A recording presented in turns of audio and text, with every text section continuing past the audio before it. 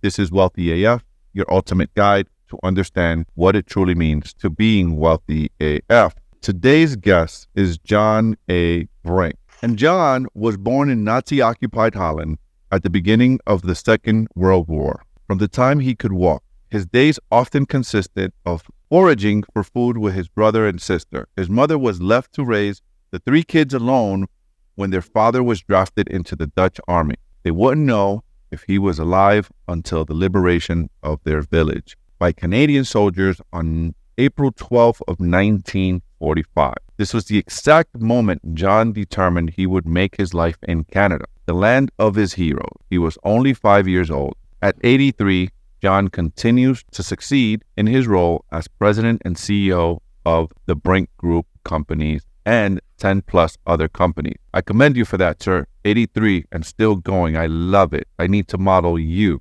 John is the author of 4 books and the host of the On the Brink podcast series. He is also a fierce advocate for erasing the stigma surrounding ADHD, something John has lived with his entire life. Today's topic is going to be from $25.45 to leading a business empire.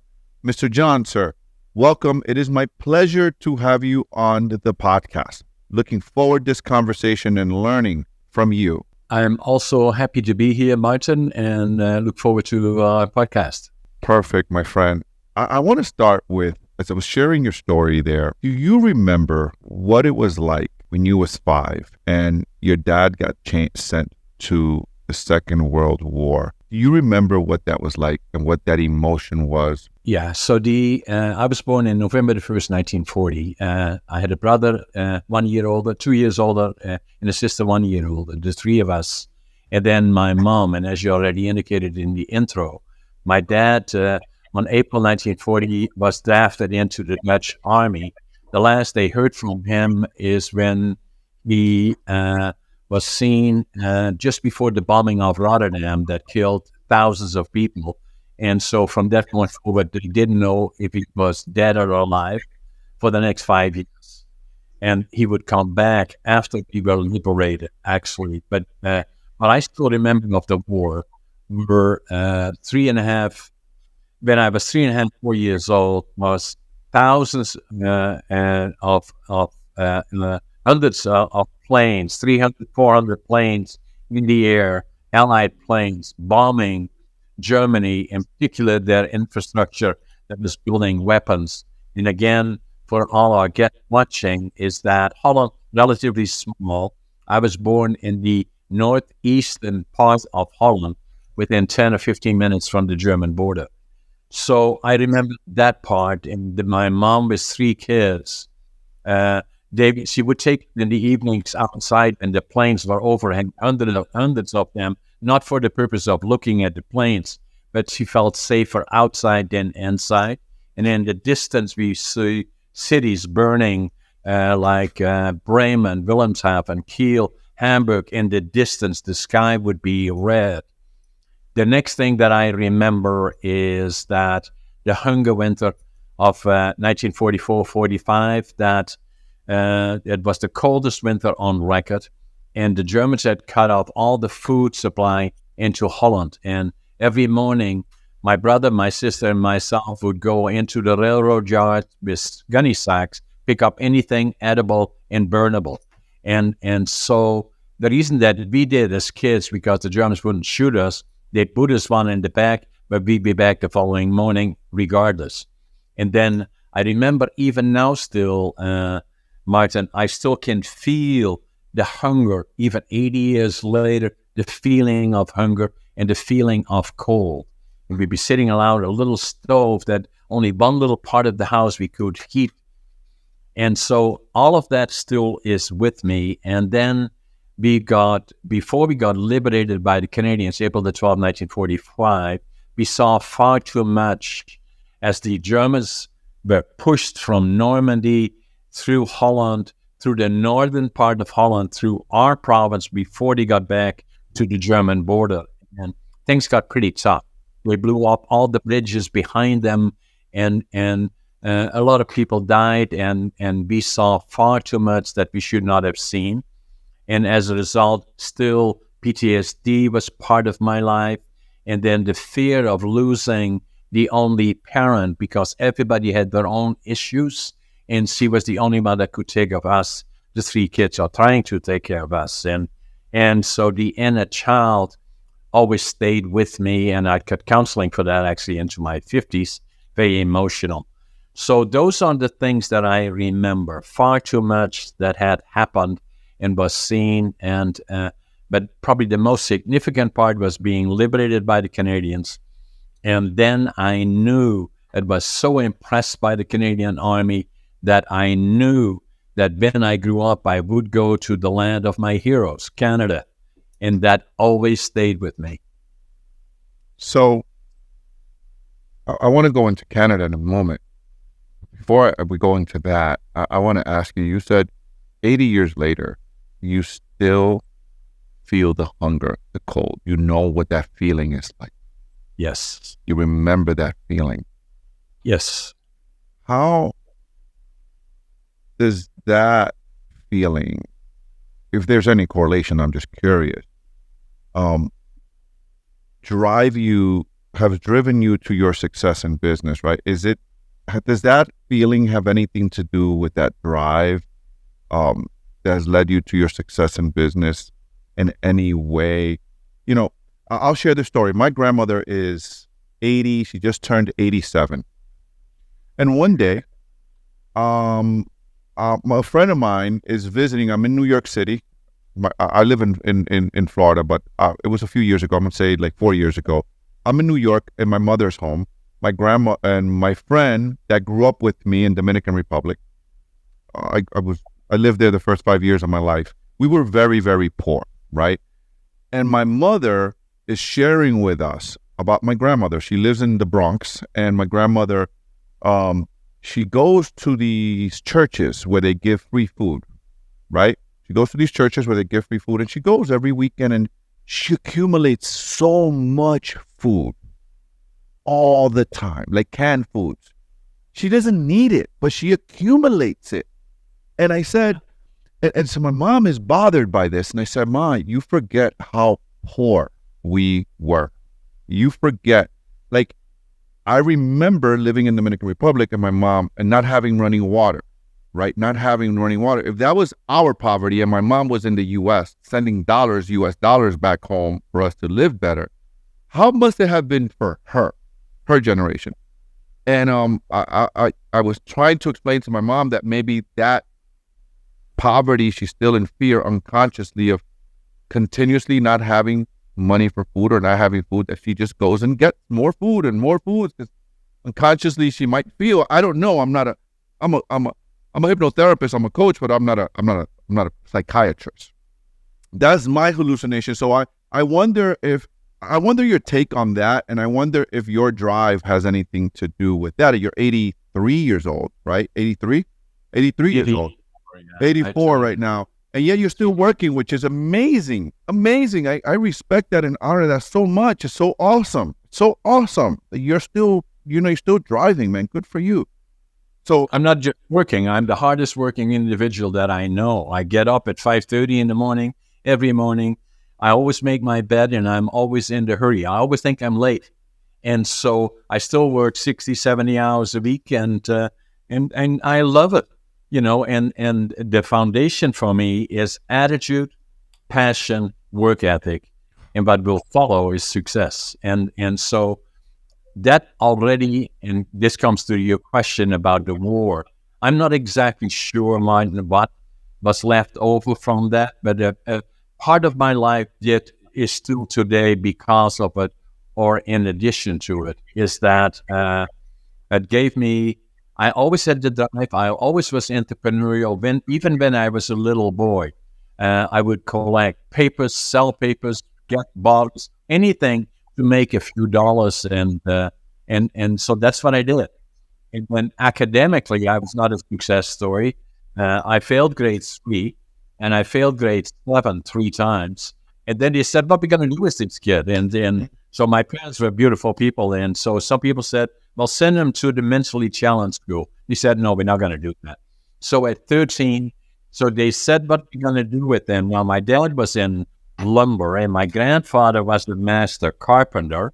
And so they said, let's send them to a furniture factory. We make him a furniture maker. I loved it at 13. And so I went to the furniture factory, and then I became a furniture maker. But I was always entrepreneurial even then. I would go out of my way to try to find speakers that had successful lives. Not only in entrepreneurship, but a lot of it was entrepreneurship related. How to become successful in life in many ways. And so I did that already then. And then we still kind of felt kids are hard on each other, right? So when I left grade 7, again failed grade 7, the friends that I had that went on to college and university kind of looked at me as I became a laborer. I'm proud of that today, but then I was kind of looked down at. And so I felt I had to start over again. This gave me the chance to go to Canada. I wanted to go when I was 17. My parents wouldn't let me then, and I was drafted into the Dutch Air Force for a little bit more than 2 years. And then finally, I went to Canada, when I was 23 in 1965. And I took with me 1 suitcase, 3 books, 2 sets of clothes, a little bit of money. And I knew I would go to British Columbia and build a sawmill. That was my next dream. And so in British Columbia is all the timber. So I took the plane to Montreal, took the train across Canada, 4 days, 5 nights. And my God, that's a long way. So I arrived in Vancouver, went to the immigration office. I couldn't speak the language, didn't know a soul, didn't have a job. Fortunately, there was a fellow there. And I told him I want to build a sawmill. He said, Prince George, British Columbia, that's where you have to go. That's a boom town, and that's where all the action is happening. So that was 60 years ago. I'm still in Prince George today as we speak. If for all our guests watching us from around the world, they say, okay, we know Vancouver, we know British Columbia, we know Canada. Where is Prince George in relation to Vancouver? Well, it's 500 miles north of Vancouver. It is the center of British Columbia, or for our European friends, 800 kilometers, north, south, east, west. So when I came off the bus in Prince George, I had my suitcase, I had my 3 books, 2 sets of clothes, and then I counted my money at least 3 times, and I had exactly $25.47. But I still had attitude. Even then, I always think positive. The passion, no matter what I do, I give it 125%. And then work ethic, I said earlier, I work harder than anybody. And so that's how I started as a cleaner man, lumber pilot. And with a year, I now had more control over the language. I became a supervisor in a sawmill. And then in a year and a half, I was a superintendent of one of the largest mills in Prince George. And then within 2 years, I bought a little piece of a lumber mill, in all places, the Yukon Territory. And again, for our guests watching, it's right next to Alaska, north of Prince George, another 500 miles. And so that's where I was for 5 years, managing and becoming part owner of that little sawmill. So then another 5 years after that, I started this company, the Brink group of companies, with very little money, and then with a whole new concept, a whole new idea. And so now, nearly 50 years later, 1975 when I started it, 1925 it will be my 50th year. At the time that I started, it was a whole new concept. I couldn't find any investors in it because they said, that will never work and all that kind of stuff. But I did it anyway on my own. And then after a year or so, everybody wants to invest, and I don't need them anymore. So I'm still the sole owner of all my companies. And the lumber. So I have 4 silos. The one silo that I have is lumber manufacturing. We got about 3 or 4 mills. And then the second silo is warehousing, distribution, and logistics. And the third silo is real estate, residential, commercial, and industrial. And the fourth silo is media. I'm an author, as you already indicated, working on my fifth and sixth book. And then I do media. I'm a speaker and doing keynote presentation and all that kind of stuff. So, I gotta tell you, John, I love it. You're 84 years old, man. It's amazing. Look at you. You're sharp. You're working. You're doing. You have a vision. Man. I absolutely admire you. I admire your energy. I admire what you're doing, sir. I showed you a copy of my last book that just came. It's my fourth book, and this is the book. Wow, look, and you're full of muscles too, man. I'm the oldest competitive bodybuilder in North America. So in 2018, I qualified for the Arnolds, and then I was qualified for the Nationals in Canada and also for the Arnolds. But then COVID came, and so I didn't do the Arnolds. But again, I'm competing to compete in the Arnolds in 2025 in Ohio, and I'm getting ready for that. And this is what I look like today, and I'm still training regularly. And for those that can't see, I mean, he's shredded. If you're just listening to this podcast, he is shredded. It's a great book. What's the name of that book? So people can, if they're listening, they can Google it and see the cover. See what we're living young, dying old. How to thrive to your mid 80s. That's John A. Brink. Look it up. You can see the picture if you're listening and not watching this. My goodness, just super inspirational. Go ahead. Go on, sir.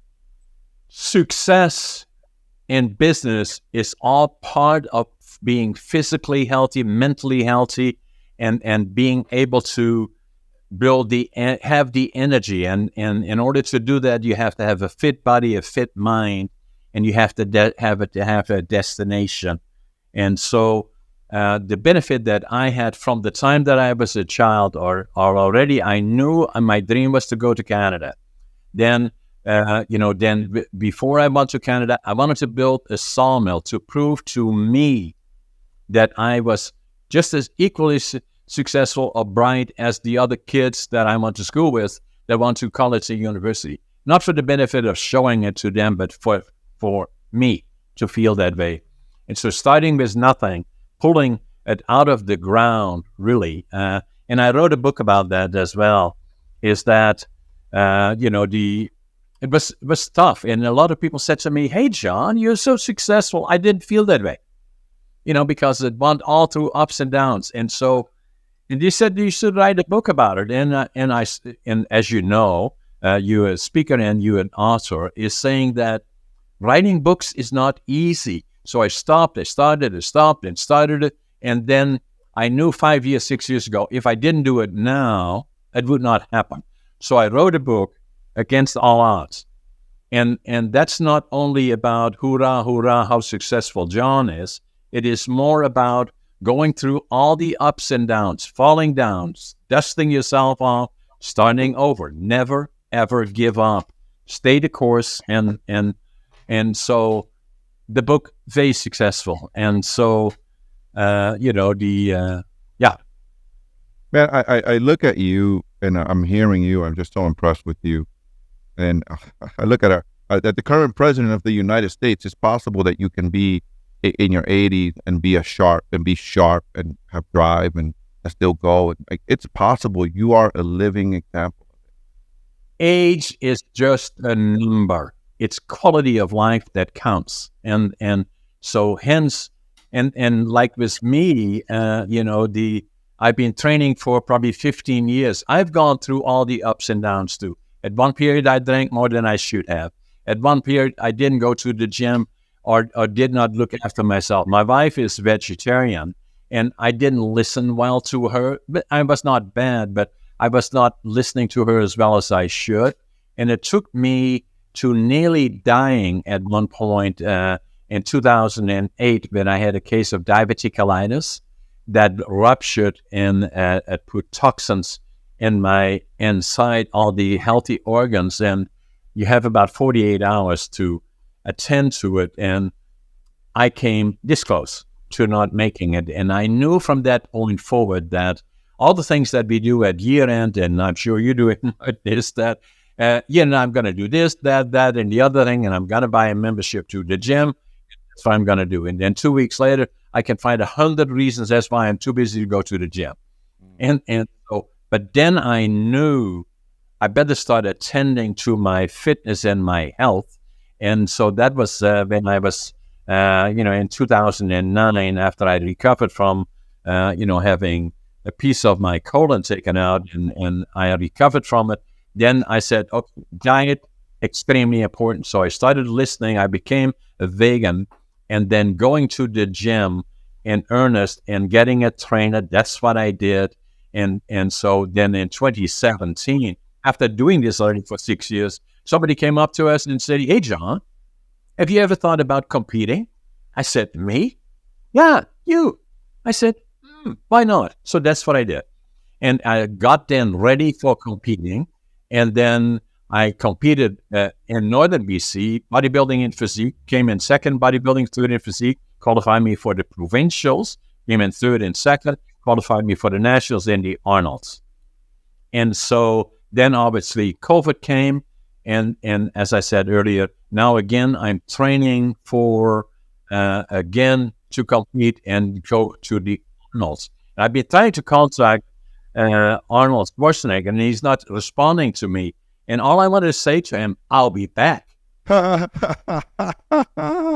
love it, man. And all of this while you're running a successful business, multiple successful business, all of this, writing 2 more books, publishing 2 more books next year. And man, I love it. I got to ask you though, you mentioned when you left Holland at 18, you had 3 books. What were the 3 books? What were the title of those 3 books that you was reading? I like the question. The one was Management by Drucker. Wait, and menace, like a menace? You're a menace, like someone that's a menace? Management. Okay. By Drucker. Okay. And then the other one's Logical Thinking, also in Dutch. And then the third book was about Canada. Because even then already I knew, and that's why I tried to attend and listen to people that did presenting that made them successful. I wanted to know what made them click. Why were they different than others? And what was unique about them?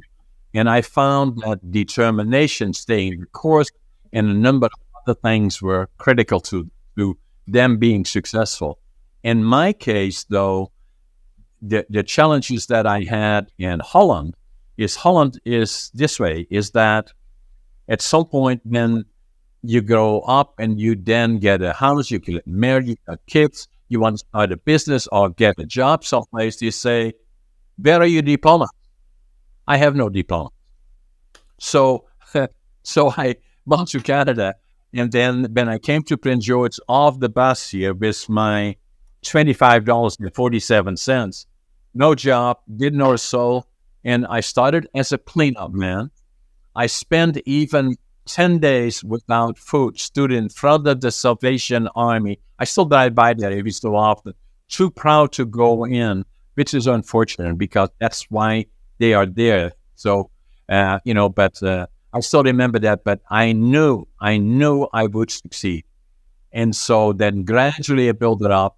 And then now, after being here for 60 years, I'm still looking at my silos. The lumber side, we will double in size in the next 5 years. I'm convinced about that.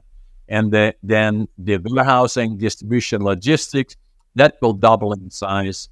And then the real estate side, residential development, not building houses, but developing subdivisions, commercial and industrial will also double in size.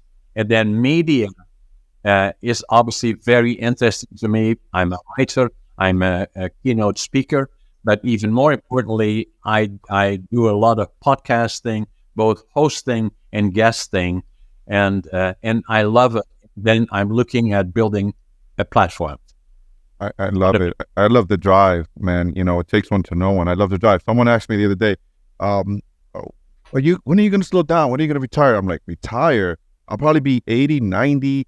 coaching, speaking, training, doing something. I'm going to be doing retire. Like, man, you doing what? Like, there's always going to be a goal. There should always be a goal. And that's what I wanted to ask you, attitude, passion, work ethic. These are your principles, your core principles that you live by. What would you tell a young person? Let's talk to the young people. Let's coach us, John. Coach us. Give us some coaching here. Give us some wisdom. What are you telling us? The secret to having the right attitude, that passion, that work ethic. How do we? We live in a culture where this phone, these things, right, didn't exist when you were coming up. When you got to Canada, didn't exist. No. And now we have fear of missing out all the time because we're seeing someone might be listening to you and saying, "Oh my goodness, he's so successful," but they don't realize what you did, the time. Coach us. How do we do that? How do we develop the right attitude? How do we develop the passion? How do we live by those principles, that work ethic? I do a lot of presenting to young people, but others as well, on different issues.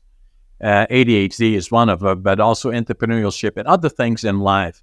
And so I heard on the program of the U.S. program, I don't know, it was ABC, CNN, or one of the other ones, they said that in the United States, and I believe Canada is the same, that 75% of the people that work do not like their jobs. And 70% of that 75% are looking for another job. That's troubling in a way. I believe the other part is that I do a lot of presenting to young people in particular, either high schools, college, universities. And then I say to them a lot of times respectfully that after you finish, what are you going to do in a direction of where do you want to go? And most of them say, I don't know. And I say, well, it's important to know because the sooner you get a general direction, then you can focus on that and then go step by step forward. So so then I felt I had to do more about that and saying that find your passion is the critical part. And so I felt I had to write a book about it. So the book that I wrote is Finding Your Passion, Living the Dream. And so what I did as an example is that I already knew from an early age, 5 years old, that I would go to the land of my heroes, Canada, because it's a huge country, lots of opportunity. As I looked at it, and it was always on my mind. And then I refined it even further that when I left school at 13 and at grade 7, I started working in a furniture factory. And I love lumber, and I love working in an industrial setting. And I always knew that likely would become part of my life. And the further I did that, and I started then working already in a larger lumber company. And then the next dream that I had is to own my own lumber mill, likely in Canada and likely in BC. So that then became part of my dream when I was, even before I was into the Air Force, and even during the time I was in the Air Force, I would go to Canada, I would build my own lumber mill. And that gave me direction. And so, and even all of that became my passion. And with all the adversity that I had still with me, is that looking back at my academic failures, if you wish, but it's not failure in my mind, but it was still with me. I'm saying, well, why am I different than the other people? And so even when I was already successful, everybody said, you're so successful, and I didn't feel that way. And so the next thing that happened to me that was very, very important is that I was in a bookstore and I picked up a book, and the book's title was Driven to Distraction by Dr. Halliwell. And Dr. Halliwell is ADHD. and dyslexic. So am I. And he has written 18 books, 5 on distraction, is known internationally, actually, for knowing not only ADHD, but also other challenges along the way, and has been very, very successful as an author. That when I knew that part in the book that I bought, I still have it today. I bought it in 1997, January 1997. If I had it here, I would open the book, and inside the book in Dutch, I wrote, because I was ashamed of it, because it was implied that this may be a mental disorder. I just totally disagree with that, but, and I wrote in it, now finally I know who I am. And so that changed my life. Mm-hmm. And the more I found out about it, the more I become knowledgeable about the fact that ADHD and ADD, if you wish, is not a distraction. For me, it became the superpower. And I felt I had an obligation to share it with a lot of other people in the world, because there was still, and still is, not as much as it was before, stigma associated with it. So I wrote a book about it, ADHD Unlocked, and again, very, very popular. And so it became a big part of my life. Okay, so I have a lot to unpack there. So ADHD became your superpower. I need you to unpack that for the listeners. How does ADHD become your superpower? And before you answer that one, let me go first, because you shared 2 books, and what you shared your other book, where finding your passion. So finding your passion, we always talk about that, success, in the success, in the successful circle. I'm going to say in the personal development space, we always talk about your passion, finding your passion. For young people, it's very difficult. When you're young, I remember being a young person and saying, okay, and asking myself, what am I good at? What am I good at? I'm good at this, building rapport, talking to people. That's God's gift to me, my ability to connect with other human beings. How can I, and I would often ask myself, okay, so I can talk to anyone, I can be friendly to anyone, and people just gravitate towards me and me towards people. But how do I turn that into something? That took me a very long time to figure that out. How does a young person find, or a person that doesn't know, hey, I don't know what I'm good at, I don't know what my passion is. Is there a process that you can give, or you can coach them to help people find that? That's question 1. And then the other one on the ADHD superpower, and I'll let you rip. I'll let you run with it. Okay. So again, following up on finding your passion. So what I then say to young people that I make presentations to, and they say, well, I don't really know. Then when I'm there, then I say respectfully, my recommendation would be this, that if I want to become a truck driver, I'm going to talk to truck drivers. Tell me what it is like. What are the pluses? What are the minuses? If I want to be a contractor, say building houses, I will talk to a contractor. What is involved? How did you get started? And all of them love to talk to you if you say, this is important to me. I respect you for what you have done. Will you share that with us? If you want to be a lawyer, talk to a lawyer. And they will be or an entrepreneur, or a successful author, or all those other things. It gives you meaning, the young person, a direction. What are the pluses? What are the minuses? Blah, blah, blah. How do I get there? And all of those things. So that's what I share with them. And true wisdom. That is true wisdom, by the way. That is wisdom at its core. I mean, go to someone that's doing it and ask them and ask questions. That's the fastest way from point A to point B. Go to someone that's there, find out how they got there, and then reverse engineer it. And they love to do that. Approach them carefully, obviously, but they would love to share, because everybody is delighted by people that looking forward and want to follow maybe some of their ideas. So that is the one.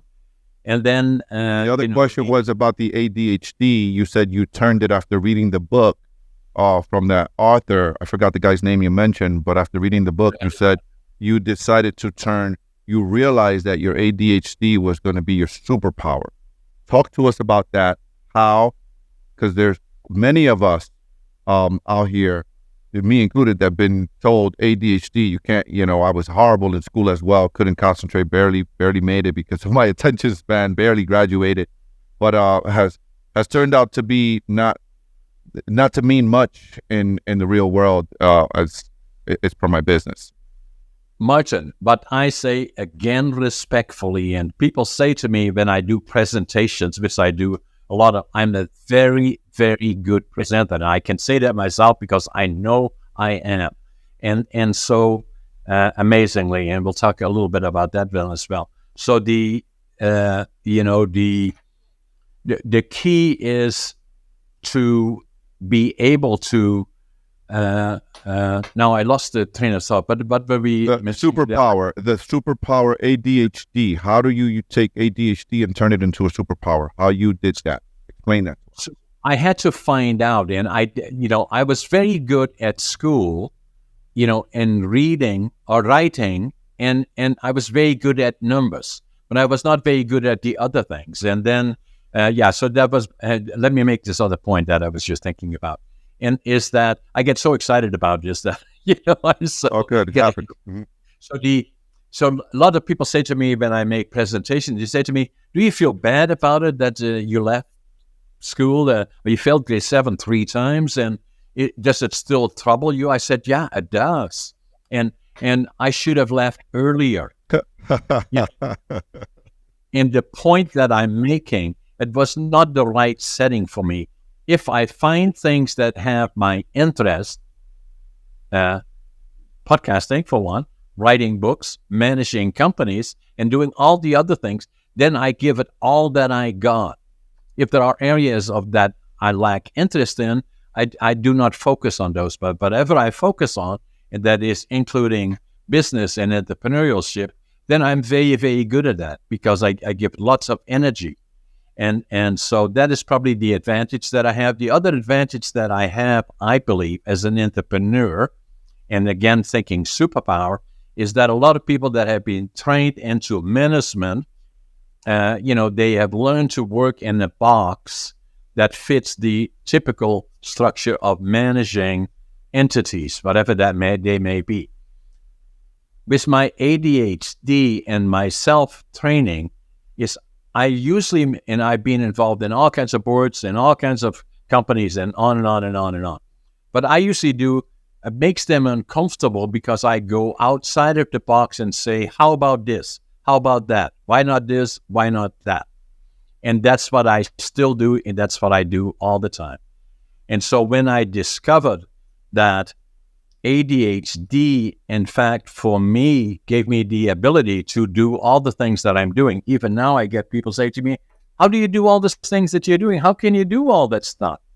I say ADHD. That's why. Yeah, writing 6 books, working out, being top of your game for your age and the work. I mean, amazing. Running multiple businesses, amazing. The most important part, Martin, I tell you, is this. Living. I want to talk about that. I want to spend the last few minutes we have together here talking about your longevity, right? Let's talk. I want to know, how do I selfishly, so hopefully the listeners will get it, but me, 46-year-old man, what do I need to do now? What should I be doing today to be as energetic as you are and have the stamina and the drive and that you have when I'm 83, if God allows me to live that, when I'm 84, if God allows me to live that long and God gives me health and the grace to live to your age? Okay, so when I bought the book, Driven to Distraction, in 1997, I was 57 years old. So it took me 5 years before I even talked to my personal doc about him, who was a personal friend, had delivered our 2 daughters. 5 years. It took me to, and I came into his office and said, "Hey, John, why are you here?" I said, "I think I got ADHD." And so we diagnosed, and yes, I do. That was the one. And then the other one, when I nearly died, And in 2008, I already was 68 years old. I was born in 1940. So in 2009, I started to go, I was not fit. I was not healthy as I could be, and all those other things. I started listening more to my wife and vegan, and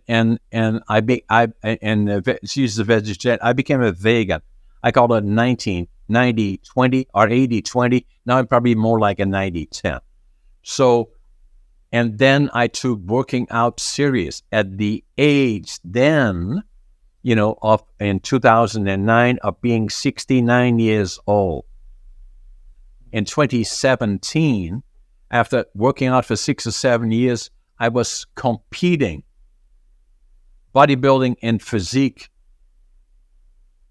in Northern BC provincially, and then qualifying for the Arnolds. From there on in, my life became, I have a whole different perspective on healthy living. And I'm not a doc, I'm not recommending, I'm simply in my book sharing with people what I do, what worked for me. And so I'm very careful with my diet. I don't drink, I don't smoke, I don't use chemicals. I avoid chemicals as much as I can. I work with as much natural as I can. I work with docs of different description, naturopathic doctors, medical doctors, but I'm in charge of knowing, together with my wife, about what fitness and what health is, and I'm interested in knowing what we can do. So I'm very proactive about my body, my physique. I go to the gym, I work out hard, and that's what, and I love it. And so what I recommend first and foremost to most people, don't abuse your body. And the obvious ones are smoking, drinking, and all the other thing and stuff. And they should need no dialogue. But the other part is give exercise to that body that is so precious and so forgiving, but only to a certain extent. Because with most people, what happens is the last decade of their lives, they're fighting and struggling, hands full of chemicals, and dealing with illnesses that likely, and I'm not a doc, from my experience, could have been avoided if you would have known. And so that'd be the first one. Then even if you go for a walk every day, gradually start the process. You don't have to become an Olympian or a bodybuilder like me. You can, but you don't have to. Simply what I'm saying, if I can do it, then anybody can do it at that age. It's a matter of understanding. My book will be helpful in that process. And then the other one is then saying, this is critically important because in another 3 months from now, I'm going to be 84. And I want to be in Ohio with Arnold's, at the Arnold's, when I'm 85. And it makes me the oldest competitive bodybuilder in North America. I'm not suggesting anybody should try for that, but I'm one of those individuals. Whatever I do, it comes again back to attitude, passion, work ethic. Once I have the passion, I give it all that I got. That's what I do. I love it. And then in terms of being a speaker, I'm a good presenter. So are you. I have the natural ability. I never knew I did. But up to the time of probably 1990, I was already successful. Everybody said, you're so successful. I was not good at interacting with anybody outside of my companies. I was good acting here with 2 or 3 employees, but not beyond that. I was not a good communicator. I didn't have the self-confidence, even if my supposedly was so successful. And then what happened is somebody, an ex-sister-in-law, said to me, why don't you come with me and we'll go to Toastmasters? I said, Toastmasters? What is that all about? She said, it's communications. And I said, are you going to ask me any questions? She said, no, you just sit there and watch it. So I did. And I watched these people in the Toastmaster Club going through it. And in the middle of the meeting, somebody said to me, hey, John, tell us all about you. And I said, oh, my God, I can never come back. But I did. I stayed there for 10 years. And I became a distinguished Toastmaster, the highest level. It gave me confidence. It taught me how to think. first and foremost saying, but what's Toastmasters all about for all those people watching us? Well, probably as you and me sitting here in North America, probably 450,000 people are in Toastmaster clubs. In your city, many, and mine, probably 3-4 clubs, and they are all around the world. And probably 10 million people around the world have been involved in some level of Toastmastering, whatever fitted them for what they wanted to acquire skills in. I stayed the whole 10 years, and that made me a distinguished Toastmaster. Less than 1% of them would go to that level by choice. For me, that was important. But it changed my ability. It gave me self-confidence. What is Toastmaster all about? First and foremost, to become a good listener. The second one is to think on your feet, and especially when you're ADHD, those are traits that are critically important. And then, at the same time, then gives you that confidence that you can. The greatest fear, greater than death, for people is to have to give presentations or speak. I'm actually writing my next book that comes out next July. Is about communications, and it deals with not only Toastmasters but communications in general. Is something that is not well taught in our classes, and it is critically important, not only in your personal life, and your careers and business, and to become successful in particular. The more effective you are as a communicator, the better you can think on your feet and articulate ideas or responses, or being able to become a good listener, critically important. Absolutely. I want you to wrap us up with this, John. You said success in business requires you to be physically and mentally fit. Have you found that your working out regimen, it's given you the edge at your age, gives you that edge in business because you're so focused in your physical and taking care of your physical? You're writing books, that's you taking all of your mental experiences, all of your life experiences and all of your experiences and putting them in writing for others to benefit from them. Do you find that a good part of what keeps you going, makes you so sharp is your working out? Could you elaborate a little bit on that?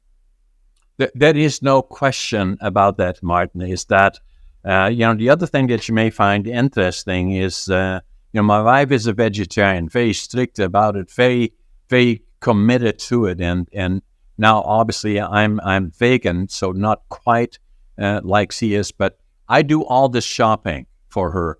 And I go in a store and I work on the outside, inside the store, because I don't like prepared foods because I don't know what is in it in these cans. So we base our diet mainly on plant-based foods, and everything that we look at and that we put into our body, I need to know what it is.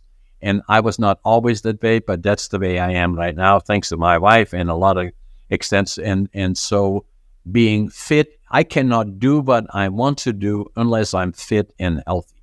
And so it's become critical. For all those people that think about it, I only started to do that. That's why I said earlier, when I was in my 60s.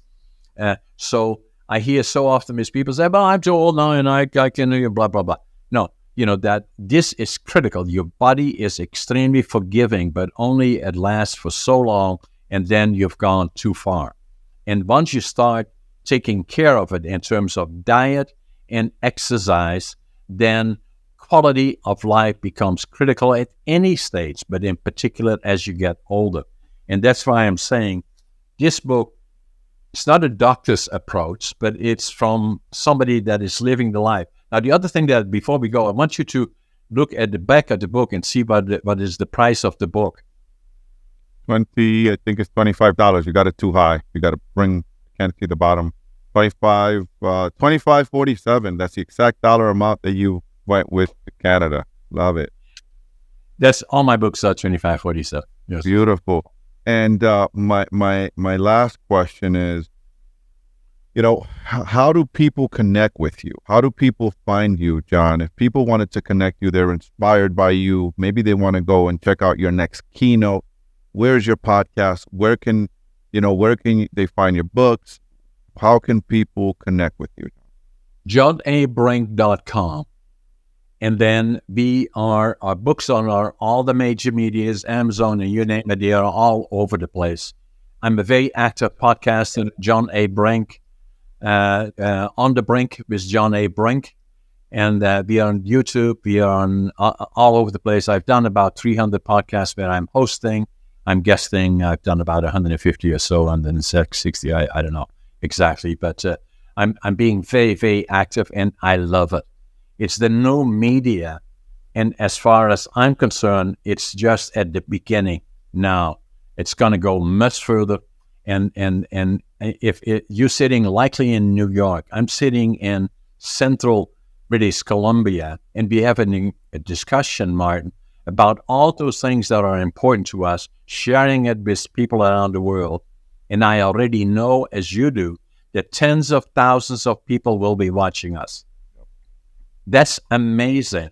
A lot of times the keynote presentations that I do in now North America, it takes me 2 days to get that. So I still do them selectively, but not as much as I did before, because this media, much more powerful.